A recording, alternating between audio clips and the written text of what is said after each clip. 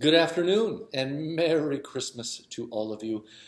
It is Pastor Schmidt. It is Friday, and here we are. Do you have all of your Christmas decorating done? Is everything out that you want out? Is the tree up? Are the ornaments on? Are the lights functioning? When I was a kid, man, there's nothing I loved more than taking out all of that stuff and decorating the house and decorating the tree, especially, hanging the lights, and then at nighttime, turning off all the lights except for the tree and admiring it. It is just so fun to do. Now I'm old, and I just don't. I'm not into decorating like I used to be, but I sure appreciate it when my children and wife do it, and I sure appreciate it when the ladies and gentlemen of this church decorate our sanctuary and grounds so beautifully. Well, look at that. We've got a Christmas tree here at church. It's not technically a Christmas tree, it's a Chrismon tree, because all of the ornaments on the Chrismon tree point us to Christ. We've got lambs of all sorts here. The lamb, of course, is Jesus. We've got crosses of all sorts that remind us of what Jesus had to do for us. We've got crowns. We've got initials from the Greek alphabet with regarding Christ's name in Greek, the chi and the rho, first two letters of his name in Greek. We have so many interesting, thought-provoking decorations on this tree. And when I was a kid, growing up in Lombard, Illinois, there was a huge Chrismon tree every Christmas season. And I would look at those ornaments and I'd be in awe at their beauty and their symbolism. But there was one ornament that always freaked me out as a kid. And I couldn't help but wonder, why in the world is it up there? And it's this one. The snake on the kind of a cross-looking stick here. Why would this be on a Chrismon tree this time of year, Christmas time? Why?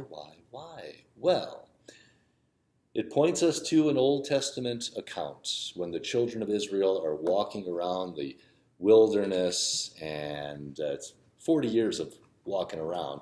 And during those 40 years, they got a little feisty sometimes and misbehaved. And God would punish them. And one time he was sick of their complaining and stubbornness, and he said, all right. And he sends these snakes in, and they start biting the people, and people are dying very quickly. And the people come up to Moses and say, Moses, talk to God, do something about this. We're sick of this. And God says, okay, the people are sorry, I'll do something. Moses, make a bronze serpent and hang it on a stick, and anybody who looks at it will live if they've been bitten by one of those snakes. And then Jesus in the New Testament, he's talking to Nicodemus, and he alludes to that account in the Old Testament.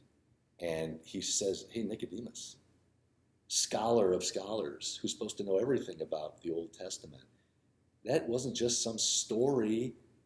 That was to point you to me, Jesus, the one who would come and die on a Roman cross for the sins of you, Nicodemus, and the sins of the whole wide world.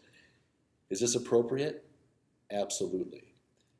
Because this little baby that we are so looking forward to coming, God in the flesh, isn't just coming to be cutesy and cuddly and give us a reason to party this time of year. He is coming for a purpose, and that purpose is to save you and the whole world from the burden of our sin. And he does that. He does that. He comes, fulfills all the prophecies, lives a perfect life, and he goes to the cross out of absolute sacrificial love for you. Christmas is wonderful. Don't lose sight of what it's all about. The lights and the ornaments are wonderful. The parties are great and the presents are cool.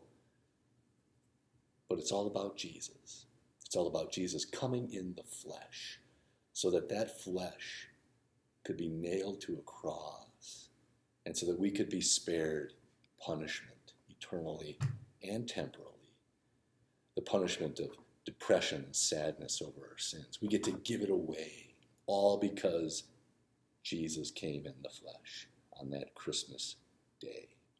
Christmas is about Christ. Make sure the people in your life know that. All right, a very Merry Christmas to all of you. Have a great, great weekend. Hope to see you caroling maybe at 2:45 here at the church. Otherwise, I'll see you Saturday for worship or Sunday for worship. Take it easy, everybody. Bye-bye.